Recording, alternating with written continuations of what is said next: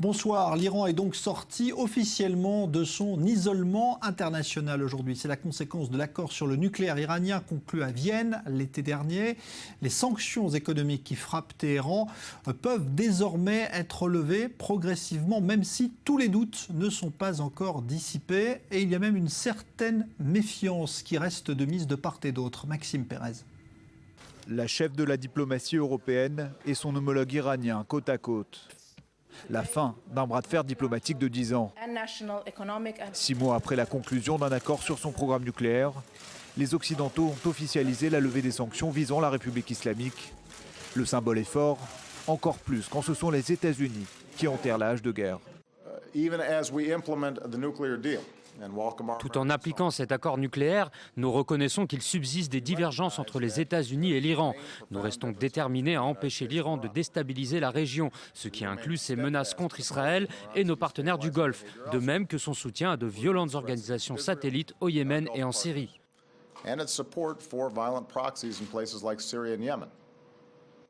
Téhéran peut enfin respirer, même si son programme nucléaire et balistique continuera d'être surveillé à la loupe. Dans l'enceinte du Parlement iranien, Mohamed Zarif est fêté en héros de la nation. À la tribune, le président Hassan Rouhani peut dignement présenter le 6e plan quinquennal de son pays. Les négociations sur le nucléaire résultent de la volonté du guide suprême de la révolution, avec l'aval du peuple et l'assentiment de tous les fondements de l'État. C'est l'une des plus belles pages de l'histoire de notre pays. À Jérusalem, les réjouissances ne sont pas de mise. Benyamin Netanyahou a profité du traditionnel Conseil des ministres pour réaffirmer la position d'Israël, une mise au point aux allures d'avertissement. Sans nos efforts pour aboutir à des sanctions contre son programme nucléaire, l'Iran aurait acquis depuis longtemps des armes nucléaires. La politique d'Israël demeure inchangée. Nous ne permettrons pas à l'Iran de se doter de l'arme nucléaire. Contraint de se soumettre au verdict de la diplomatie, Israël ne manquera pas de dénoncer la moindre violation iranienne de l'accord. Le cas échéant, les sanctions seront immédiatement rétablies.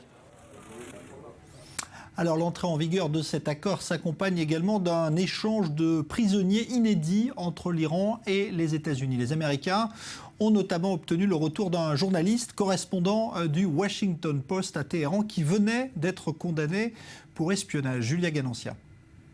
Ils sont désormais libres. 4 Irano-Américains ont finalement été libérés par les autorités iraniennes et leur avion, ici en escale à Genève, se posera ce soir sur le sol américain.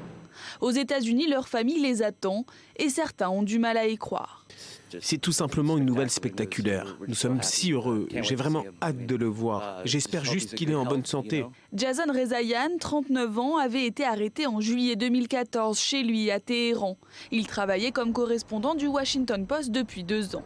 Accusé d'espionnage, il avait été condamné fin 2015 à une peine de prison dont la durée n'avait jamais été annoncée publiquement.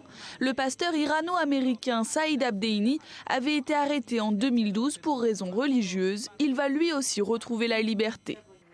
C'est irréel, c'est juste incroyable. Il est sorti d'Iran puis est allé en Allemagne pour recevoir des soins médicaux. Maintenant, j'attends de ses nouvelles.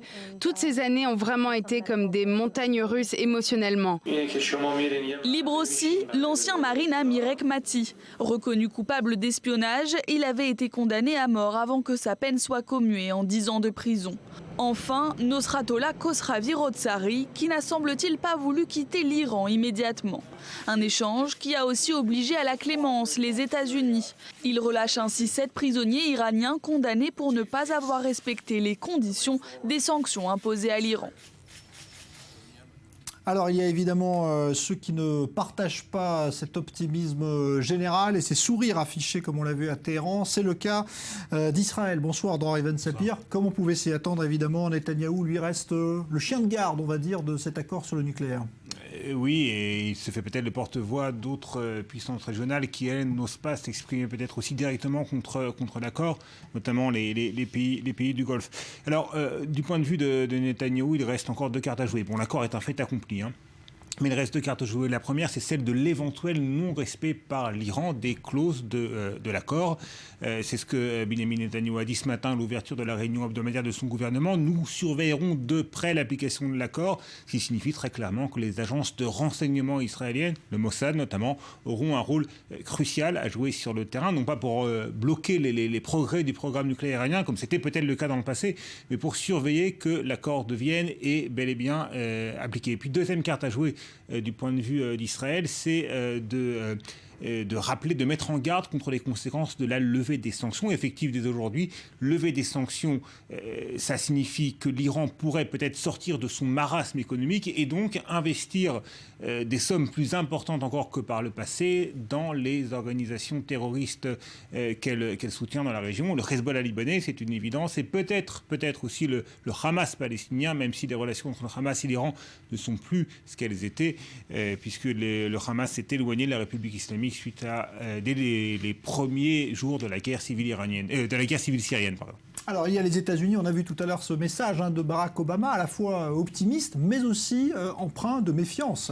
D'ailleurs, des sanctions, le jour même où la communauté internationale décide de lever les sanctions contre l'Iran, conformément aux clauses de l'accord de Vienne, eh bien, les États-Unis décident d'imposer de nouvelles sanctions à l'Iran. Là, ça ne concerne pas le programme nucléaire, mais l'un de ses aspects, le programme balistique, parce qu'il n'y a pas de menace nucléaire sans progrès dans l'arsenal de missiles dont dispose la République des Mollahs. Donc, et sur cet aspect précis, les États-Unis ont décidé de nouvelles sanctions contre l'Iran. Mais vous savez, Barack Obama considère que l'accord de Vienne, c'est l'un des grands succès de son mandat, et lui et son administration croient dur comme fer aux vertus de la diplomatie. De ce point de vue-là, il y a une très très nette différence, voire un désaccord total entre Washington et Jérusalem.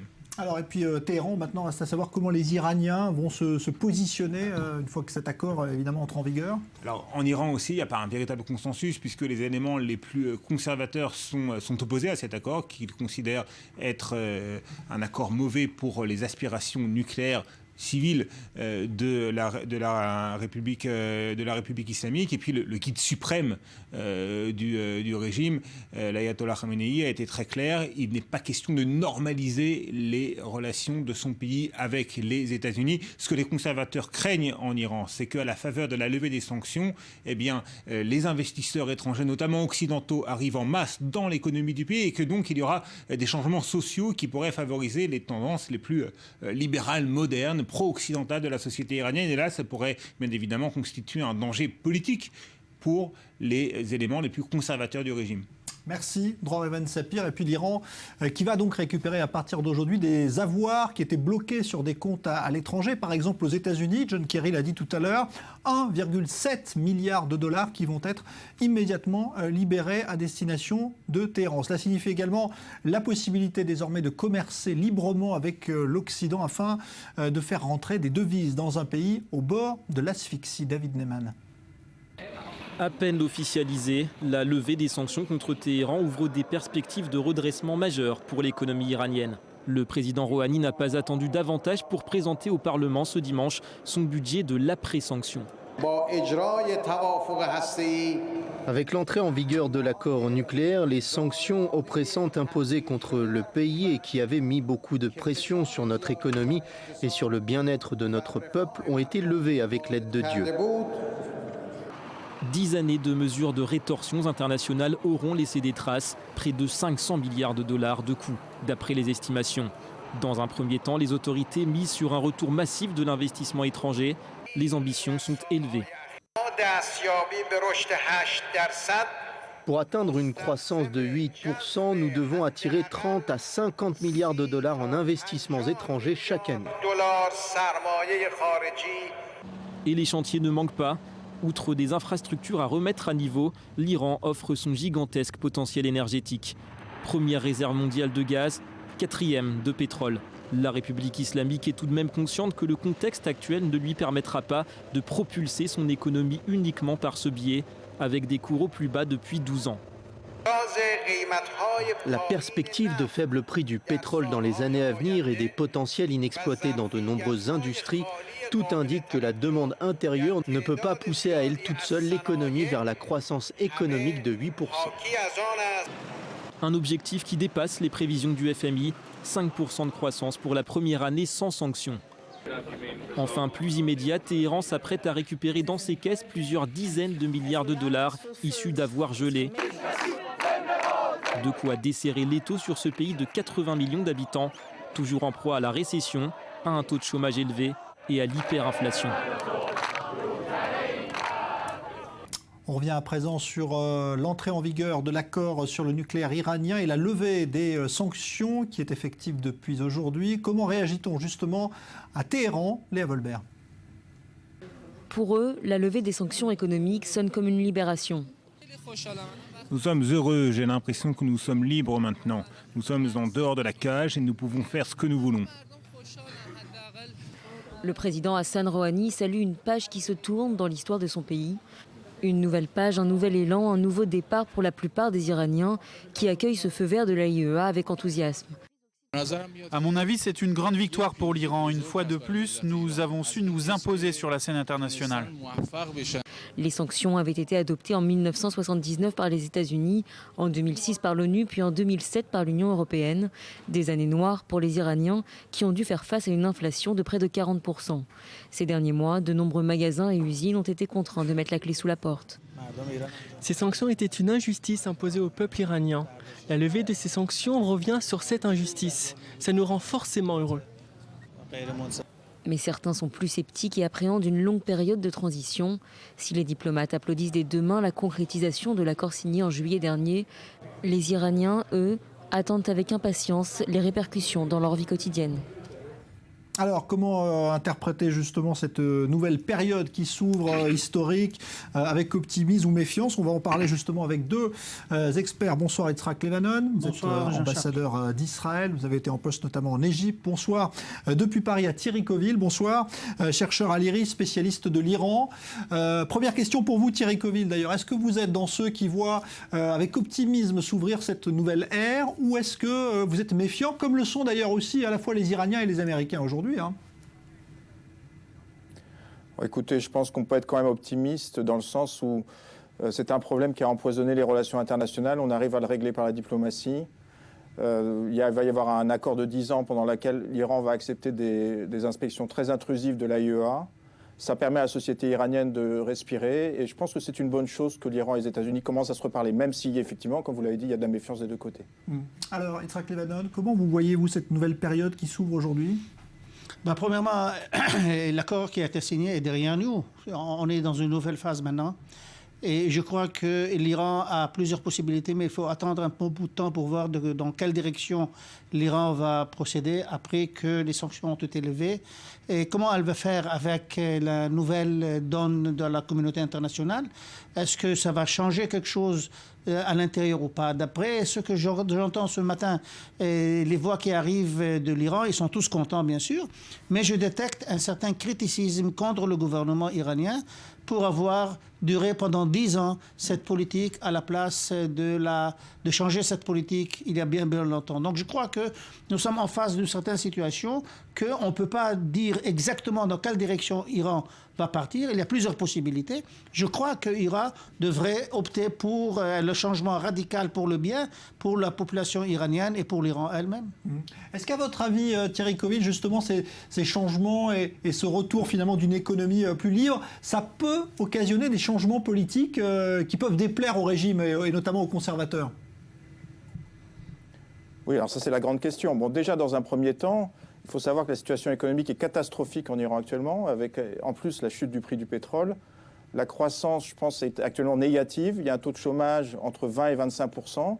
Donc déjà, dans un premier temps, et Rouhani l'attendait, la fin des sanctions peut permettre de relancer l'économie, créer des emplois. Le FMI prévoit une croissance, je crois, près de 5% en Iran cette année.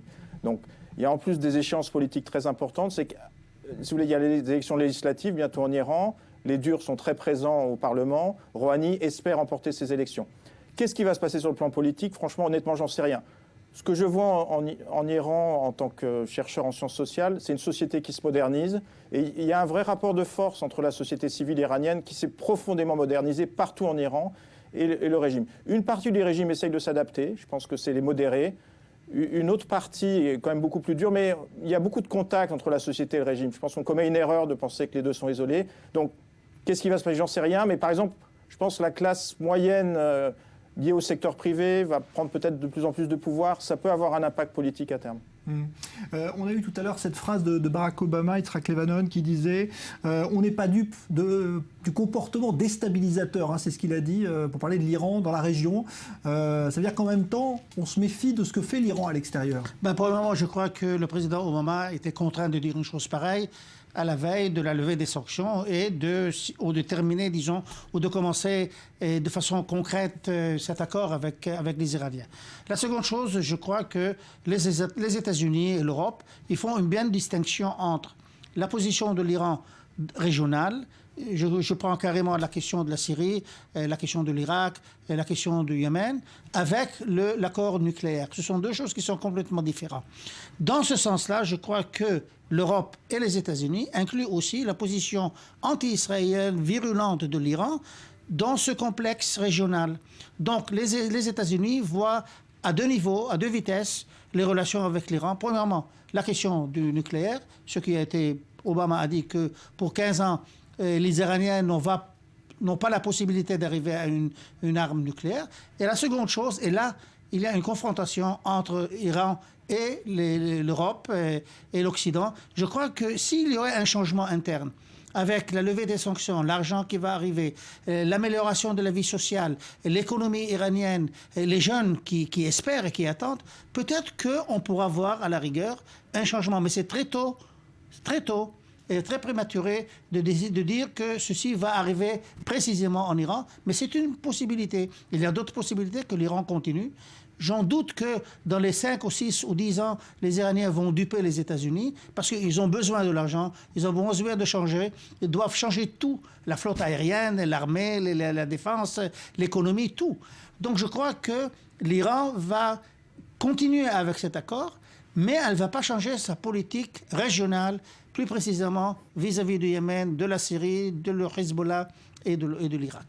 Thierry Coville, vous êtes de cet avis? L'Iran ne va pas changer sa politique régionale qui inquiète les Saoudiens notamment, on le sait? Oui, je pense que si on regarde dans l'histoire, l'Iran a profondément changé. Comme je vous le disais, je pense que c'est une erreur de croire qu'il y a une société iranienne très gentille, comme je l'entends trop souvent, et puis un méchant pouvoir, si vous voulez, qui manipule tout. Il y a des liens entre les deux. Tous les conseillers, bon, moi, il se trouve que je vais en Iran, tous les conseillers des gouvernements, c'est la société civile iranienne. Donc, si vous voulez, franchement, les modérés, il y a une différence en Iran. On ne peut pas dire que c'est blanc bonnet et bonnet blanc. Il y a des modérés en Iran, il y a des réformateurs dont les dirigeants sont en prison d'ailleurs. Et l'Iran qu'ils veulent, c'est-à-dire c'est un mode de gouvernement. Par exemple, Rouhani le dit, il veut un gouvernement basé sur la diplomatie, une entente constructive avec le reste du monde. Je pense que ce n'est pas la même politique d'Ahmadinejad, donc je pense que l'Iran a déjà profondément changé avec l'élection de Rouhani. C'est vraiment deux visions du monde.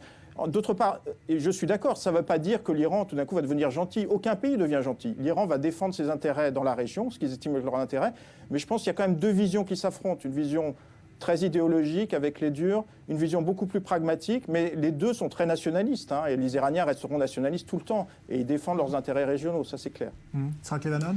Monsieur Coville, bonsoir. Et je voulais vous demander une question. Est-ce que vous pensez que Rouhani aura suffisamment de pouvoir ou de force d'amener ce changement? Parce qu'il y a aussi le guide suprême, que c'est lui qui décide dans tout ce qui se passe en Iran. Donc, est-ce qu'il aura la force de changer intérieurement l'Iran, ou bien il va se buter à la décision du guide suprême? Oui, alors si vous me posez une question difficile, mais bon, déjà le guide a quand même validé les négociations sur le nucléaire, et les durs ne sont pas contents, sont furieux de ça. Donc le guide a quelque part validé des négociations avec les États-Unis, ce qui est déjà un premier point. Alors, vous me posez la question de la lutte politique. Oui, il y a deux camps en Iran qui s'affrontent, notamment à l'occasion des élections parlementaires. C'est la grande question que tout le monde se pose. Moi, je pense que Rouhani est un pragmatique, c'est un diplomate.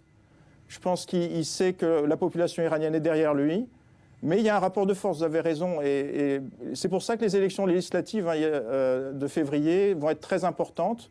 Par exemple, ce qui est en train de se passer en Iran, vous avez le Conseil des gardiens qui doit valider les candidatures. Or, il se trouve que ce Conseil des gardiens vient, dans un premier temps, donner un avis négatif sur beaucoup de candidats modérés. Donc ça donne lieu à beaucoup de discussions en Iran. D'un autre côté, le guide vient de dire, même ceux qui sont contre le système peuvent participer aux élections. Donc on voit qu'il y a, comme je vous le disais, je pense qu'on a c'est une erreur de commettre de dire qu'on a une société qui se modernise et le pouvoir est isolé par rapport à ça. Je pense qu'il y a un rapport de force. L'Iran est un pays compliqué, mais vous me posez une question. Je n'ai pas la réponse, mais franchement, je pense que Rouhani va déjà faire des choses sur le plan économique. Vous savez, dans un pays, tout est compliqué. D'abord, déjà, améliorer la situation économique. Déjà, s'il peut donner un plus grand rôle au secteur privé iranien, ça peut changer aussi des équilibres politiques en Iran. Et déjà, ça, c'est pas évident parce que vous avez beaucoup de pouvoirs rentiers en Iran qui ne veulent pas de cette privatisation. Donc il faudra déjà voir ce qui va se passer lors de ces élections, déjà voir ce qui va se passer en termes de réforme économique. Ensuite, on pourra éventuellement répondre à votre question. Est-ce que vous pensez que l'Iran d'aujourd'hui va amadouer un tout petit peu sa position vis-à-vis d'une solution politique en Syrie, ou bien elle continuera dans la position actuelle? Si vous voulez, là, je n'en sais rien, mais déjà, je considère que c'était une erreur totale d'isoler l'Iran des discussions sur la Syrie. Si on en est là en partie, moi, je pense que c'est parce qu'on a mis l'Iran de côté. Ce qu'a dit Obama, rappelez-vous, il a dit « Moi, je pense qu'on a des meilleurs résultats en parlant avec l'Iran qu'en l'excluant ». Et je pense qu'il a complètement raison. L'Iran, c'est un pays, si vous l'isolez, c'est un pays trop important au Moyen-Orient, il faut parler avec l'Iran. Bon, qu'est-ce qui va se passer avec la Syrie? J'en sais rien, mais je sais que c'est beaucoup mieux d'intégrer l'Iran. L'Iran a des intérêts stratégiques en Syrie. Il ne faut pas oublier non plus qu'ils ne mettent pas du tout l'accent sur l'aspect religieux en Syrie. Ils ne défendent pas forcément les chiites ou les alaouites en Syrie. Pour eux, ils sont très très inquiets, et je crois que c'est vrai, de la présence. Ils ne veulent pas que la Syrie soit gouvernée par des groupes comme l'État islamique. Qui c'est qui peut leur en vouloir? Je ne dis pas que tout ce qu'ils font en Syrie, c'est parfait, si vous voulez. Ils veulent une stabilité de l'État en Syrie. Ils savent très bien qui est Bachar el-Assad. Croyez-moi, j'ai lu des articles très très critiques sur Bachar el-Assad en Iran. À partir de là, je pense qu'il vaut mieux discuter. Qui aurait dit qu'on résoudrait cette crise sur le nucléaire par la discussion? Il y a 2-3 ans, personne, si vous voulez. On est arrivé à la résoudre par la discussion. Il y a des éléments pragmatiques dans le régime iranien. Zarif est, à mon avis, un excellent diplomate. Moi, je pense qu'il faut absolument discuter, au moins il faut intégrer l'Iran à des discussions sur la Syrie. Et j'espère qu'on va arriver à une solution. Bon, dernière question à tous les deux. Concernant les relations avec Israël, il n'y a pas d'amélioration. On n'est pas dans le pays d'Alice et Merveille. On va écouter M. Thierry Coville, là-dessus, sur Israël. Vous pensez qu'il y aura un changement dans les années qui viennent ou pas? C'est à moi que vous posez la question? Oui, d'abord à vous, après à Yitzhak Levanon. Ah d'accord. Écoutez, non, mais comme vous l'avez dit, de toute façon, il ne faut pas non plus rêver. Israël reste un ennemi de la République islamique d'Iran. Mais si vous voulez, moi je pense que c'est déjà une bonne chose que l'Iran et les États-Unis commencent à se reparler. Je pense que c'était un problème fondamental, ça crée plein de distorsions dans la région. Et donc c'est une bonne chose pour la stabilité régionale que l'Iran et les États-Unis commencent à discuter. C'est une bonne chose que le camp des modérés soit renforcé par cet accord, on le voit très bien. Rouhani est très populaire. J'ai même vu le Parlement iranien, les plus durs, les conservateurs, qui vont embrasser Zarif à cause de cet accord. Donc c'est un vrai retournement de situation. Rouhani a un vrai capital politique. Qu'est-ce qu'il va en faire? On vient d'en parler, c'est la grande question. Bon, j'espère qu'à terme, la situation s'améliorera entre Iran et Israël, mais pour l'instant, je pense que ce n'est pas vraiment d'actualité. Merci Thierry Coville là-dessus. Yitzhak Levanon, vous pensez que ça... Je ne voudrais pas rêver. Et disons que les différences entre nous, les Iraniens, est énorme. Mais auparavant, on avait d'excellentes relations et ceci pourrait un jour retourner. Merci à tous les deux. Thierry Coville depuis Paris, chercheur donc à l'IRIS, spécialiste de l'Iran, et Yitzhak Levanon, ambassadeur d'Israël. Le marché du pétrole, lui, voit arriver également un nouvel acteur avec l'Iran. Et le marasme reste pourtant des plus absolus sur les bourses. Témoin ce qui s'est passé aujourd'hui dans le Golfe, avec une dégringolade importante aujourd'hui liée au pétrole. Léa Volbert. Vent de panique sur les bourses des monarchies pétrolières du Golfe. Les 7 principales places financières de la région ont enregistré ce dimanche une baisse générale. L'indice de la bourse de Riyad a fini à son plus bas niveau, avec une perte historique de près de 318 points à 5,5 points. La bourse saoudienne, la plus importante des pays arabes, a clôturé sur une baisse de 5,44% après avoir chuté en séance à plus de 7%. Quant aux places de Dubaï et du Qatar, elles ont cédé jusqu'à 6% chacune. Depuis le début de l'année, Les 7 marchés des pays du Golfe ont perdu plus de 130 milliards de dollars de leur capitalisation totale, estimée actuellement à 800 milliards de dollars. Et pour cause, la majorité des sociétés des pays du Golfe dépendent des gouvernements qui dépendent eux-mêmes des cours du pétrole. Le prix du brut, qui constitue plus de 80% des revenus de ces pays, a reculé de 20% sous la barre des 30 dollars depuis le début de l'année. Le marché pétrolier est totalement saturé par l'abondance de l'offre, une situation qui ne fera qu'empirer avec la récente levée des sanctions économiques contre Téhéran et le retour de l'Iran sur le marché pétrolier. Les experts sont divisés. Certains estiment que l'impact de ce nouvel acteur sera dans un premier temps limité. D'autres soutiennent au contraire que le retour de l'Iran sur les marchés pourra faire baisser le prix du baril d'environ 10 dollars, ce dès 2016. Les cours du pétrole reculeraient alors de près de 21%, tandis que les exportations iraniennes bondiraient de 17 milliards de dollars, soit 3,5% de son PIB. Selon un rapport de la Banque mondiale, les échanges devraient principalement s'accélérer avec la Grande-Bretagne, la Chine et l'Inde. Et on est en ligne avec David Amsellem, docteur en géopolitique, spécialiste justement de ce marché de l'énergie. Bonsoir. Est-ce que forcément le retour de l'Iran sur le marché pétrolier, cela va entraîner encore un peu plus de baisse des prix ? Oui, c'est tout à fait probable parce que le vrai problème et l'une des causes principales de cette baisse du prix du baril de pétrole ces derniers mois, c'est précisément une offre d'énergie supérieure à la demande. Et là, avec la fin des sanctions contre l'Iran, l'Iran est un grand pays producteur qui dispose d'importantes réserves de pétrole. Et là, désormais, il va pouvoir exporter massivement du pétrole et importer, en fait, mettre à disposition des pays du pétrole en quantité. Donc ça va encore davantage augmenter l'offre d'énergie et ça va pouvoir à terme, peut-être, pourquoi pas, faire baisser encore le prix du baril. Alors on a toujours l'impression qu'on est arrivé à une sorte de prix plancher avec le pétrole. Là, il est autour de 30 dollars, je crois, le baril. Vous avez l'impression que ça peut aller jusqu'où comme ça ? On est au plancher là ou ça peut encore descendre ? Je pense qu'on peut encore descendre. C'est-à-dire qu'il y a quelques mois déjà, on avait fixé un seuil symbolique de 50 dollars le baril. Chacun estimait que c'était de l'intérêt de l'ensemble des acteurs et notamment de l'Arabie Saoudite d'avoir un prix minimum de 50 dollars. On voit bien qu'on est encore descendu d'un niveau. 30 dollars, c'est vraiment très faible. C'est jamais atteint depuis presque 2 ans. Mais un scénario où le prix du baril serait autour de 20 dollars, voire un peu moins, c'est tout à fait envisageable pour les raisons économiques qu'on vient de voir ensemble, c'est-à-dire une offre d'énergie supérieure et l'Iran va accroître encore cette situation.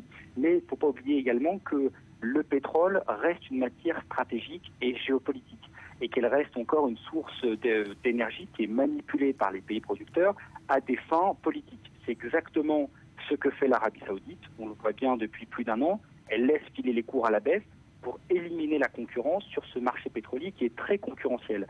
Avec un prix à 30 dollars, les producteurs de pétrole américains sont hors course puisque la rentabilité de leur gisement n'est plus assurée. Mais pour autant, l'Arabie Saoudite pourrait encore continuer à laisser filer les cours à la baisse et pour justement mettre à mal ses concurrents et garder des parts de marché en proposant un pétrole de qualité, ce qu'elle a, à des prix très attractifs. Rappelons que l'Arabie Saoudite, c'est un des plus grands producteurs de pétrole du monde, qui dispose d'importantes réserves et qui a les capacités d'encaisser un choc du prix du baril à 20-25 dollars. Donc ça peut tout à fait encore baisser de quelques dollars dans les prochains mois. Bon, et ça se répercute à la pompe d'un mot là pour le consommateur ou toujours pas ?